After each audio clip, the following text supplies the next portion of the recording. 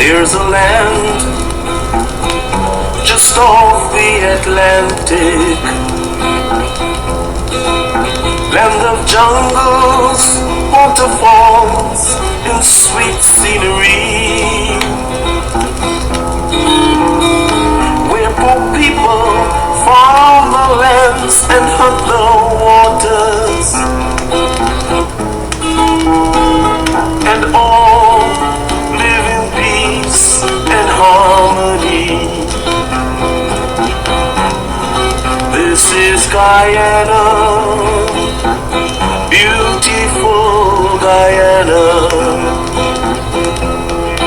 This is Guyana, beautiful Guyana. Diamond seekers go in the interior, pulling their crayons under the falls, singing sweet calypso as they heave on their way to dig up the diamond and the gold. Great kite tumbling to the river. How I love to see your foaming tide. I listen to the chirps of that cheerful kiskadee as they throw the yellow breast to the sky. Oh, Guyana, land where I was born. Oh, sweet land. Welcome to Woman of Power by the Hour with Patricia Trim, your host. And also my guest today is no other than Carol Bagot, Carol Trim Bagot, same name, Carol Trim Bagot, a famous personality of New York and also of Guyana for the work that she's doing, not only with OSHA, but bringing the community together in Amsterdam. For what she has done from the time that she has launched the emancipation in Guyana, it became a history because there the president, Barajaglio, who attended that forum and never expected to get so much of love by the Black community, he decided to continue his walkthrough in every village, in every community, because he realized that people need help and they need him as the president, and we're not looking at politics, but we're looking at the development of Guyana and the people of Guyana and what they need. And so after Ms. Bagot had that emancipation, the first ever emancipation to be done in Amsterdam, Berbice, Guyana, I know everybody know GT, but Guyana, it was done by Ms. Carol Bagot and her members of OSHA group. They put their OSHA ship into another role of uniting the community, bringing the president of Guyana into the community, let him see what the community needs, and the people needs him because he's the president. It doesn't matter if they vote for him or not, or they like him or not.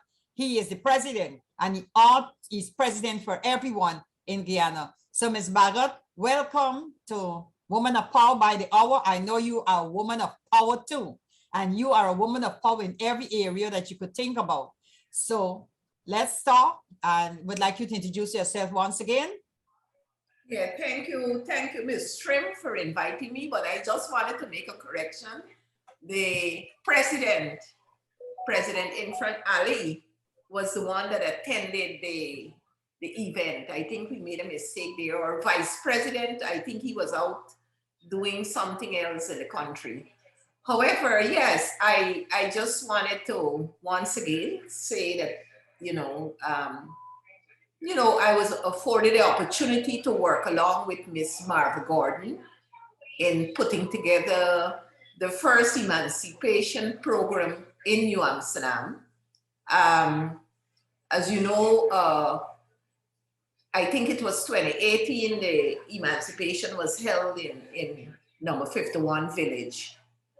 But I think as a resident of New Amsterdam and as a person, New Amsterdam being a town, it's an old town, I think it was important to at least start to host these events in New Amsterdam so that the community can come out and enjoy some culture and mainly getting together with each other and socializing.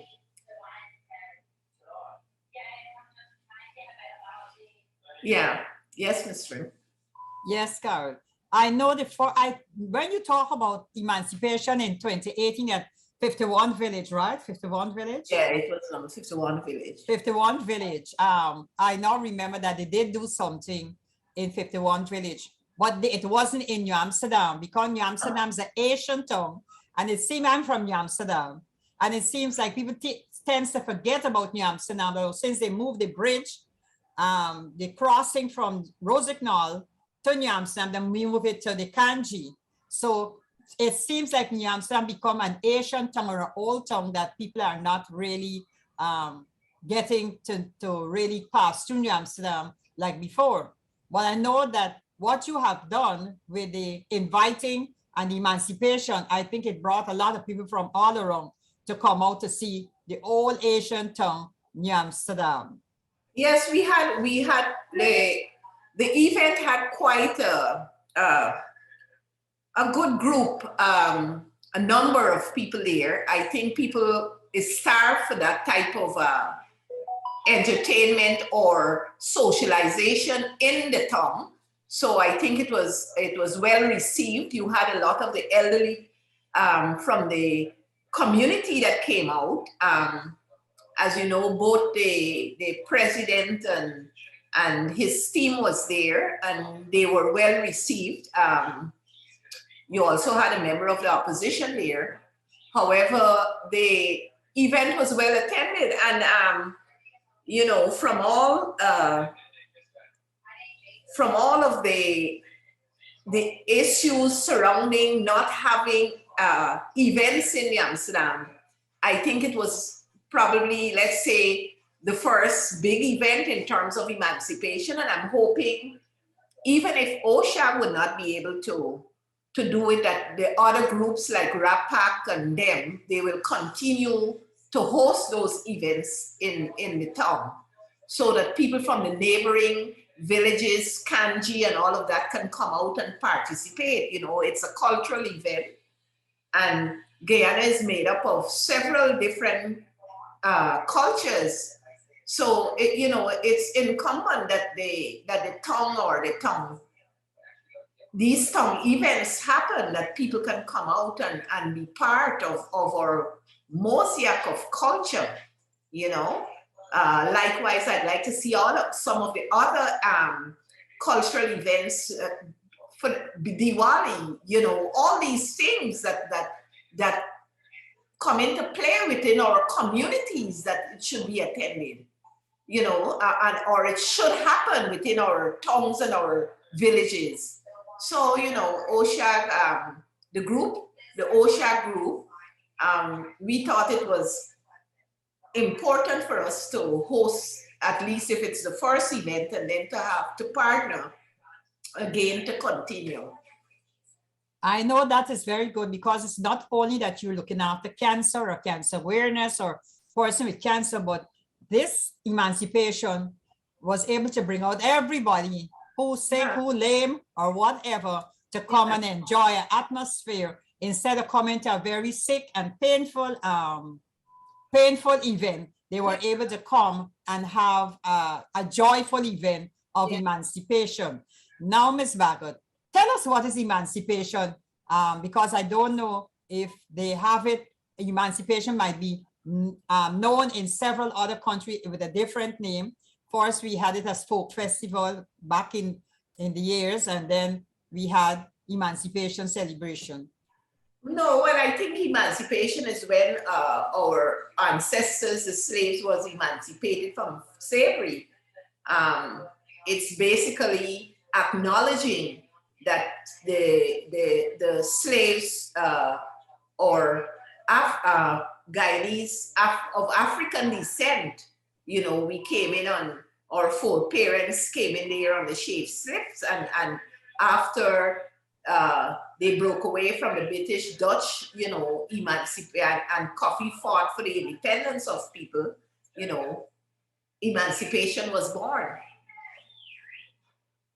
I was told by a very historian, educator, Yeah. that Guyana was the first place that the slavery was able to rebel and set free.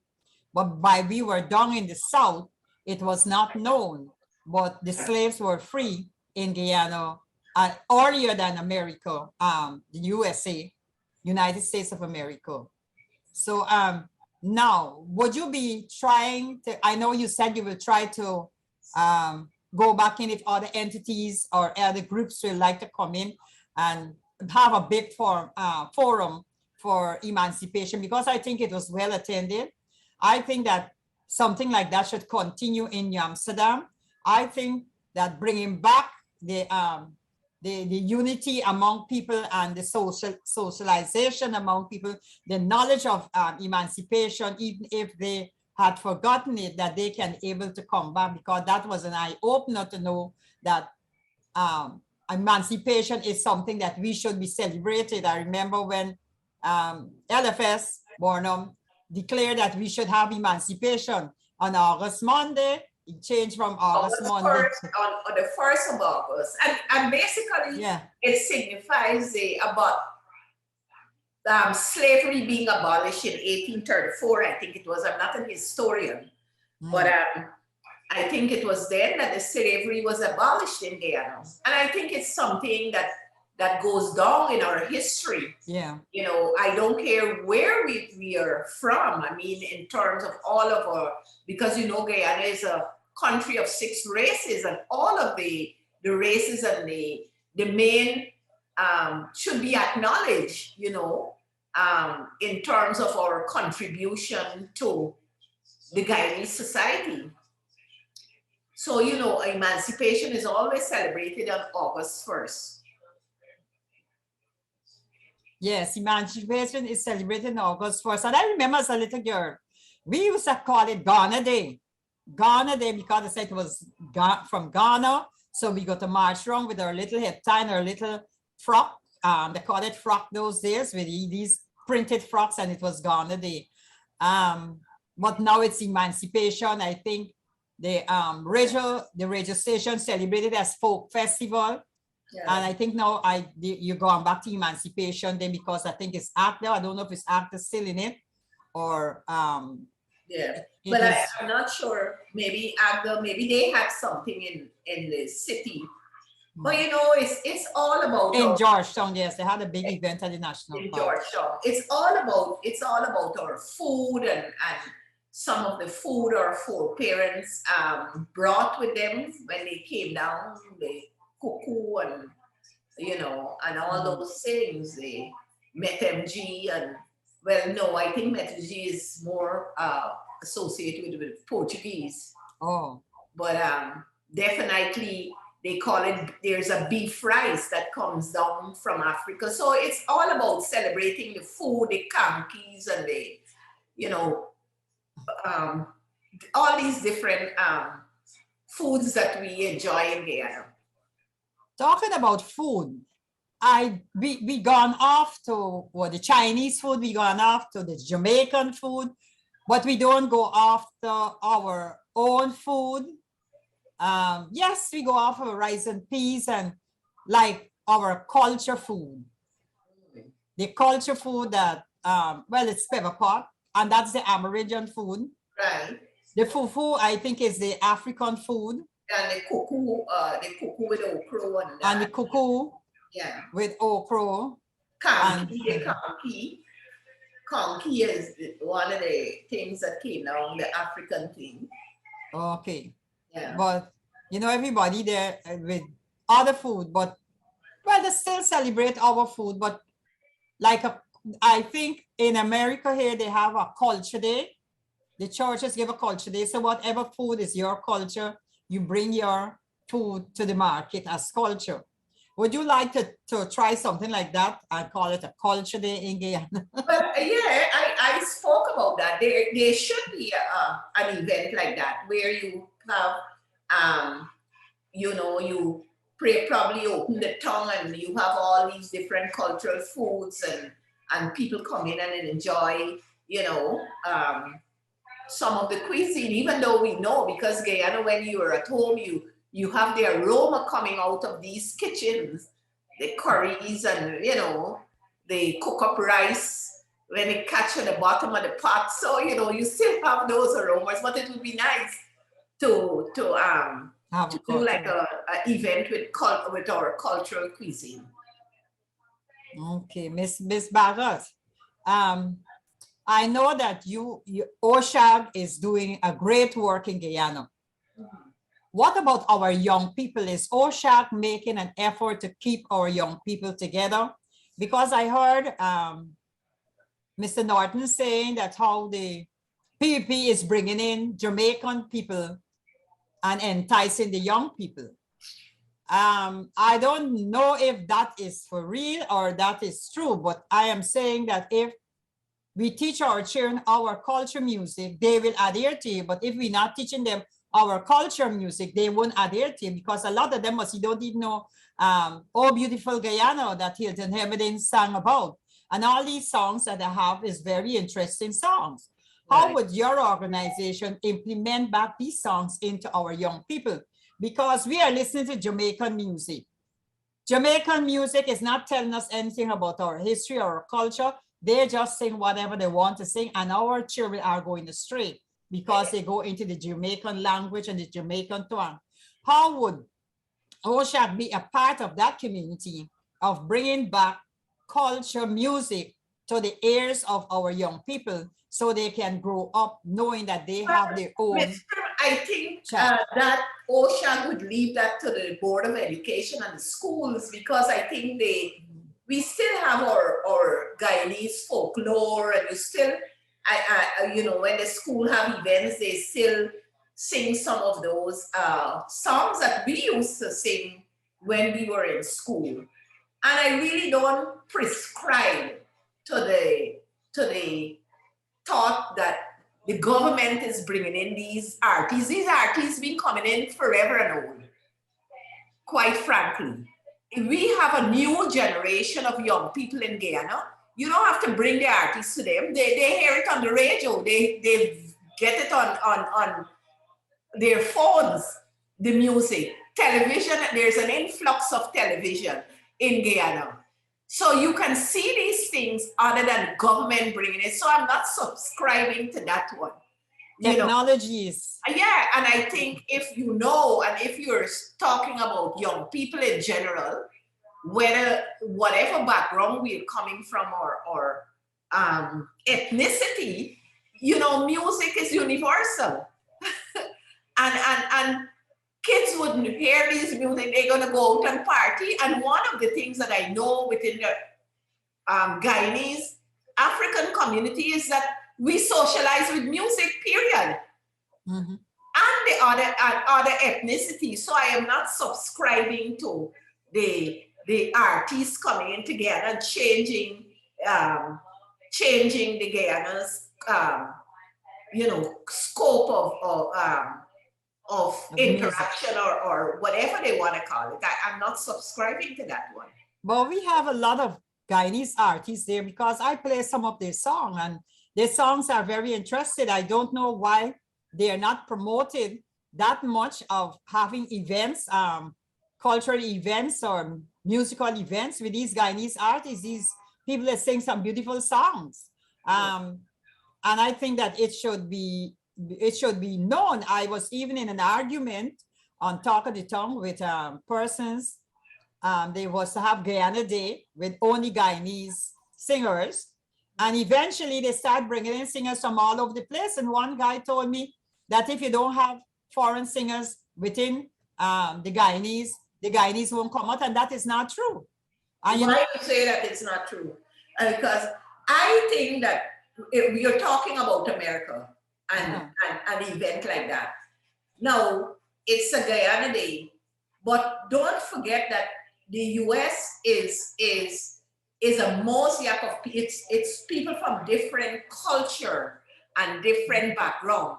So even though it's a Guyanese event, how do you segregate yourself from the rest of your community? Because you become one community. People coming from Jamaica, Asia, Guyana, the US is a pepper pot of people. So yeah, I know that. But I the thing about subscribe to a boiling Guyanese pot, event, do showcasing Guyanese artists, but nothing is wrong with other artists because we marry Jamaicans, we marry Trinidadians, we marry Africans, we marry people from all over the world. So my husband is a Trinidadian and I have a Guyanese event. So why would it be so bad to have a Trinidadian artist? You know, we can't think in that way. I think for Guyana too, I have been to events where we have Guyanese artists that perform, but don't you think that Guyanese artists can put themselves together and form a committee or organization, whatever they want to call it, and start promoting themselves also? I think that's what they try to do, but then eventually they felt to themselves that they should bring in other artists and not giving the Guyanese artists the opportunity. We have a lot of beautiful Guyanese artists in Guyana that even if they're doing something here, they can bring it because if a Jamaican has a thing or a Trini they don't call in nobody else but the Trini or the Jamaican. And I think that is part that I was not too happy about. If we're going to do something for Guyana in New York, and also we have other American Guyanese that is going, not American Guyanese, Americans that is going to Guyana and do show, I say, we collaborate with them, let them help finance our situation because they go to Guyana and get our money. Well, I mean, that's very deep. You can't change the way people do things. But what I'm saying is that I figure that, and I mean, in good conscience, I don't think a set of our artists alone can carry if you're doing an event, and mainly too, if you, as a promoter, if you're doing an event in Jamaica, Queens, or Brooklyn, New York, you can't just bring a Guyanese artist because it's a Guyanese forum, because you're gonna have other people from the other communities coming out to support you, or are you able to put enough Guyanese in it to make the money that you wanna make? So you have to think of it from a business perspective also. I think if you're saying that Guyanese artists should be portrayed, I really agree with that. But maybe then you have a forum where you have Guyanese artists, but if you're going to open it to the general public. Well, they call it Guyana Day. They didn't say Caribbean Day. They said Guyana Day. If you said Caribbean Day, well, then you expect all that, but then you call it Guyana Day, and then you bring in other artists, then it's not Guyana Day no more. Well, I think, well, in that area, I think the Guyanese artists need to get themselves more organized, if you ask me, period. That's true. Well, talking about music, let's go to Guyana because we know our Guyana is oil rich. Yeah. Oil rich, and there's a lot of development that is going on, which I follow the government. Wherever he go, I saw him in All Boys song. With the people, the dirty, very dirty atmosphere, All Boys Town. He said they're going to put up like shopping malls in the area upon Pontrench Dam, you know, Pontrench Dam. They're building it up. So like they're going to build shopping malls there to have like barber shop and all those things. He walked through the village, which I am happy about it. But there is one instance that I was looking at him because I follow him. I was looking at him going through, he went to Belladrum, and his remarks was, he didn't come here for no politics. I agree with him. No politics, you come to develop. We're going to talk about the development, about what is to be done. But I felt that to myself, that the people them that were coming up to talk about what they need and what they should happen, they weren't really emphasizing on the velodrome and what velodrome need. They're just talking a little bit of thing or whatever, don't know whatever. But to me, it wasn't like demanding your rights for velodrome. But when he went to Cotton Tree, he was very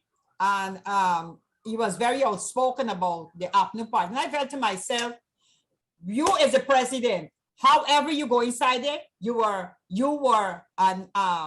swearing in as the president. Forget about what went on there, talk about it. Let's talk. Ms. Trim, you are talking about, if I don't want to get into the race politics. Yeah. I had a background in politics for 15 years in New York, worked for New York State Senator. I was able to work with Congress people as liaison, work with the Senate. I vote policy. When we discuss the president going into velodrome and going into, you have to understand that the president, the current government, was placed there by their constituents. So if the president goes to his constituents and his language is different, there ain't nothing we can do about it. It is incumbent on parties to look after their own constituency, and that even in America. Even in America, that is why you have Republican congressional people, Democratic congressional people, because what they do, they negotiate on behalf of their constituents. Now, when it comes to Guyana, and if we are going to talk about the President Ali and what he's doing now, he is on the right track. And I am putting on my political hat. I'm not putting on a race hat. I'm putting on a political hat. This is what politicians do. And if I am to grade the current situation in Guyana in regards to the politics and services, I will give the current government an A+. Whether they are requested to do it by other forces, that's not the point. The point is that they're reaching out. They're reaching out to people, whether it's their constituent, whether the presidents just stop at velodrome, that's not the point. The point is that he was there. People have to be educated in terms of when the president comes to their villages, you present yourself and you present the issues that is affecting your community so that he can now go back to his cabinet, which is his private personal cabinet and the general cabinet, and say, these are the things that we can afford to have some monies in the coffers to do X, Y, Z for the villages. So it's all about how educated your constituents are. And if velodrome is seen taking from your conversation that it's the opposition's constituents, then somebody is responsible for educating them on how to negotiate for services, period. Yeah, I agree with you with that. Period. Because when I watch at him going around in All Boys Town, it was a different atmosphere because those people, those women come out and take him down, come in the street and see what we're living under. Exactly. Come in here. They were, and then he turned and tell all the young men, listen to me, I will employ you all. Y'all could come and learn the trade. We want young men to learn the trade. They can't say that he did not do it because I appreciate what he did there. Yeah. You know, I appreciate that he take off his racism hat and went to the people, and he realized he's the president. I think he took off his racism hat. I think he took off, he acted in his capacity as a president for all of the people. For all of the people, and he took about, well, one thing I must say, he's a picture president. He's a picture president because everywhere you go, he take out picture. With the lame, the sick, the disability, the child. Miss Trim, that is with me. that is what you're supposed to do. That is why you have to have a good PR team. That is what your PR do, because you can be in government, whether you're in government or the opposition, and you're doing work in the community and it's not reaching people and people don't know what you're doing. So it is what it is what politicians do. Well, And you know, when I worked in the New York Senate, that is what I did in New yes, York. yes. When I won, when we worked together, when I ran Senator Sampson's campaign, and he Yes. won 90% of the vote, it was basically going into the community Yeah. and forming these bonds with people. Well, then you should be able to educate these people, because Guyanese are not educated about why you're going to say you're not going to join with them. Come out. We got to understand that whoever is the president, we got to get what is due to the people of Guyana, and not politicians. And they are so based on politics that they're not seeing that they should come out and demand what they want when the president is moving around. Right, and from looking at from a political perspective, when you look at what current government is doing in Guyana, they're basically, the healing in Guyana has started. Mm-hmm. Whether the opposition want to accept it or not, and I know I don't get a lot of flack, but I'm okay, because I don't vote race. I vote policy. Policy. Mm-hmm. I vote policy, and when I speak, I can speak now on this issue and I can go off on another issue. I speak on policy. And the fact is that from the picture, according to what you're saying, and from the photo ops, and from whatever our current president is doing, the healing in Guyana has started, and it had to start somewhere. Somewhere. Mm-hmm. It had to start somewhere, because the president go out, he meet with the people in the communities, he don't stand at one distance, he hugs them, he interacts with them, and he opens the door so that people can understand that you can come in. It's not about keeping you out. So the healing has started in Guyana. I know a lady in the Alboy Song, she Rhonda, she call him and he come gently to hear what she got to say. And so that, you know, I don't see politics there. I see policies, I see development. I see telling the people that 500 roads got to build in Guyana. Current government is sitting where they're sitting right now. And it is not 5 years. And they have done more from the community that I have seen in 5 years prior to them. And that's good enough for me, because we are meeting the needs of people in communities. Their roads are being built. And there's nothing like when you put a good infrastructure in, you building, and people are going to say, yes, it's the oil money. I don't care where the money is coming from. Once the development is done, period. So I know that's where I stand. Nobody comes to me with race politics. I want to say this quick word before we go, because a lot of people do not know that the US Embassy is involved in this development in Guyana. The Canadian government is involved with the development of Guyana. The British government is involved. The European countries is involved, because we have the analytic groups that is in Guyana, the building construction, and then we have the green states that is there, that is constructing the Guyana. But how do our Guyanese people who don't know, because a lot of Guyanese people don't even know, they just see things going on, but they have no knowledge of what is going on. How would organization bring people together to let them know exactly what is going on, because we just have a few minutes? But I think basically it's for people like myself who can be honest about situation and not be blindsided by racism and all of that, and you can speak on issues that you see, and it's basically for an organization that can pass down information to the community in regards to some of the issues. And Guyana has to be working with the international community and international partners, because we could not get some of the movements that's going on right now in Guyana.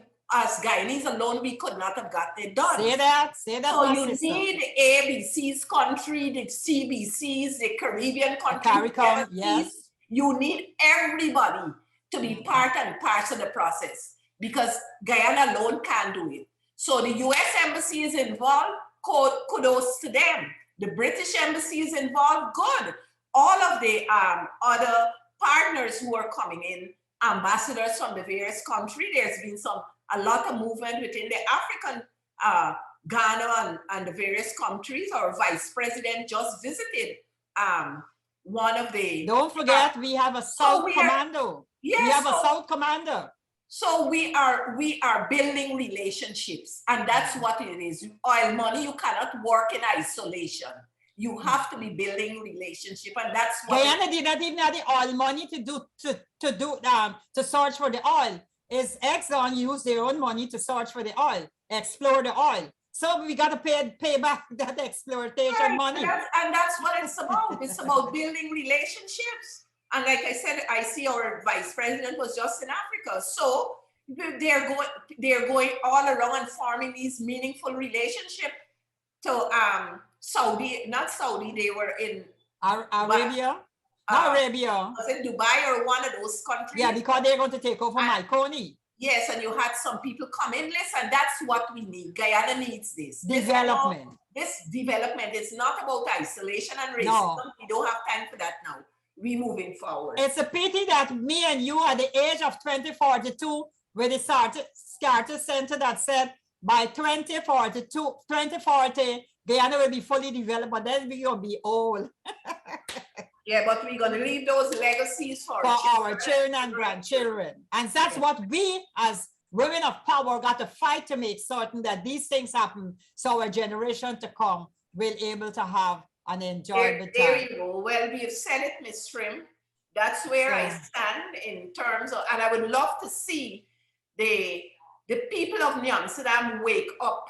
Wake up, New Amsterdam. Wake up, New Amsterdam. Do what is right for the tongue. They have been stagnated for years in regards to constituents. Take them out of the drain. The bell rung needs to be clear. The bell rung needs to be clear. They need to wake up right now and start voting policies so we can bring some meaningful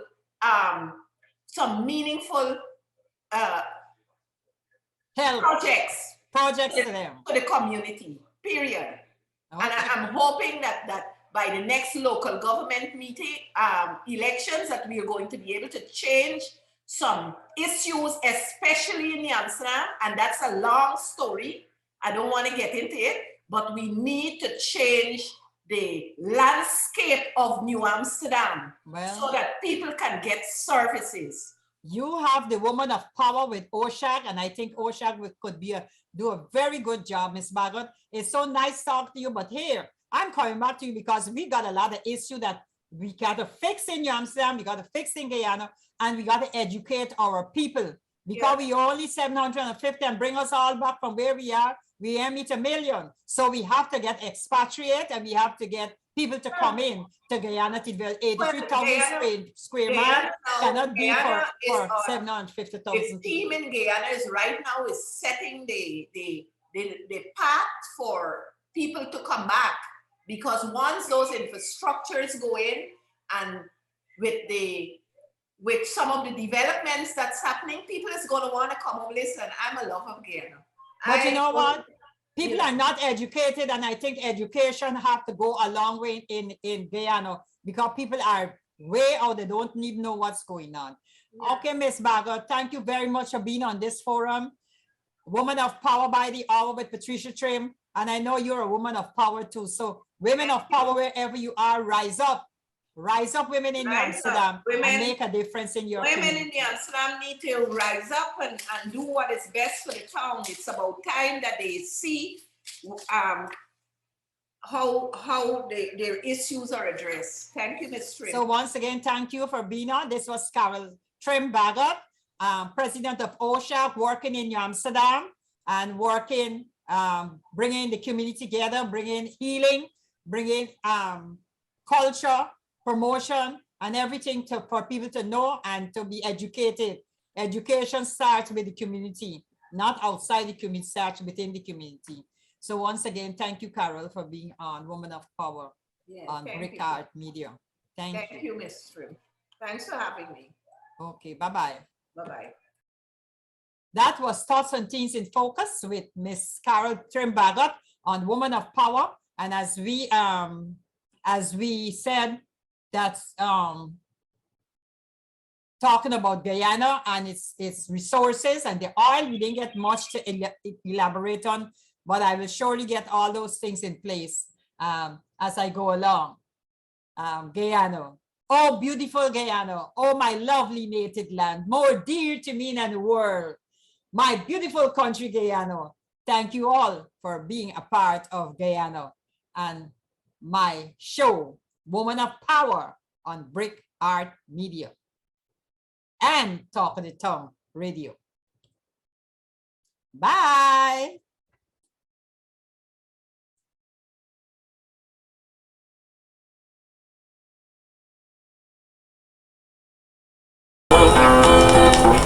Land where I was born. Oh, sweet land, shining in the sun. I could hear the monkey chatter up in a tree, and the parrots singing this mellow